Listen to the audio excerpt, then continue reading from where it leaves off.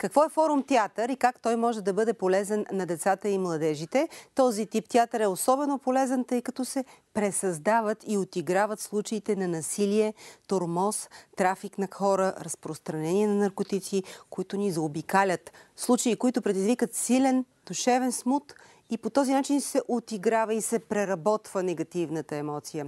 Форум театъра е театрална игра в две части и се прави за първи път в Сливен. Затова отиваме там сега, заедно с Стоян Радев и Иван Янев. Те ни срещат с актьорите от този театър сега и говорят и разказват повече за ползите от него. Стояне, заповядай. Здравейте от Хуманитарна гимназия Дамян Дамянов. За да видим как се прави този театър и форум театър, както и ти каза. И що за чудо е това? Ето тук при мен е ръководителя на този форум театър, Габриел Пърев. Добър вечер. Какво всъщност представлява този форум театър? Тук наблюдаваме как се подмята една топка, но след малко може би ще настъпи и конфликт. Добър вечер, здравейте на зрителите на БНТ. Форум театърът е интерактивен театър, който се разиграва в две части, сравнително ново изкуство от 60-те години на миналия век, създаден в Бразилия. Форум театърът е особено полезен, тъй като на първо място в действието е замесена и публиката. В форум театъра се поставя конкретен проблем, насилие, тормоз, трафик на хора, разпространение на наркотици. Ролята на публиката е да намери решението на проблема и всъщност да се отиграе нещо, което може да се случи в истинския живот и то се случва. Добре, намира ли решение публиката? В колко пъти сте го играли този театър пред публика? Тези хора, които сме тук, повечето за първ път играха форум театрално представление в края на миналата година. Публиката намира решение.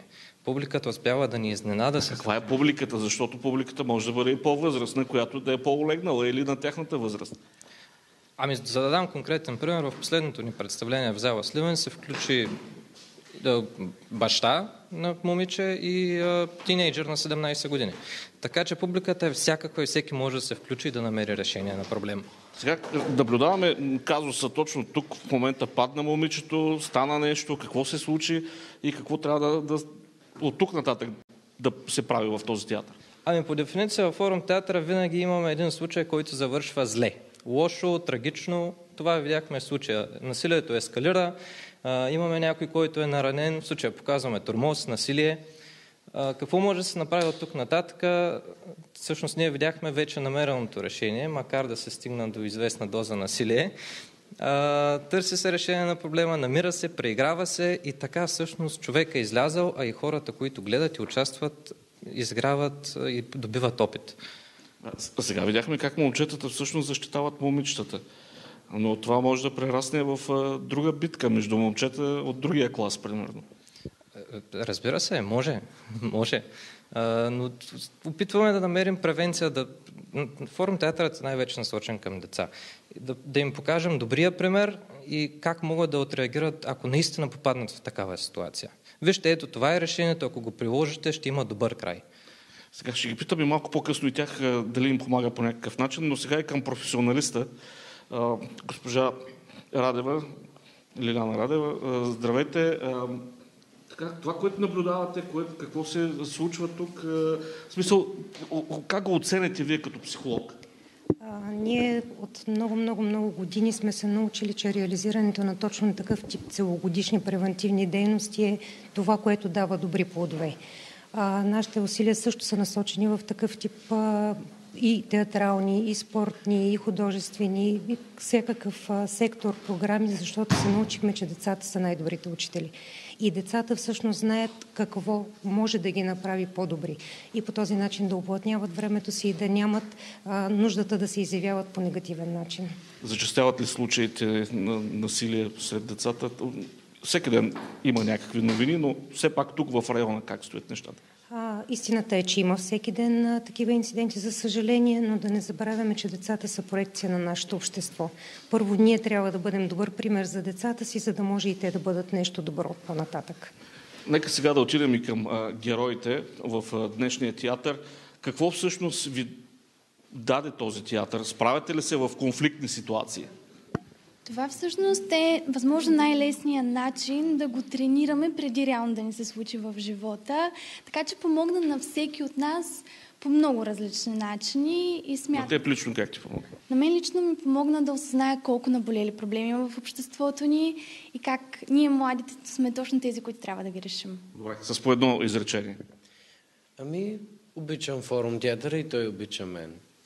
И ти помага в ситуации, може би. Точно така. Добре, Това е начин, по който да покажем проблемите, които са в обществото и как тези проблеми да бъдат решени.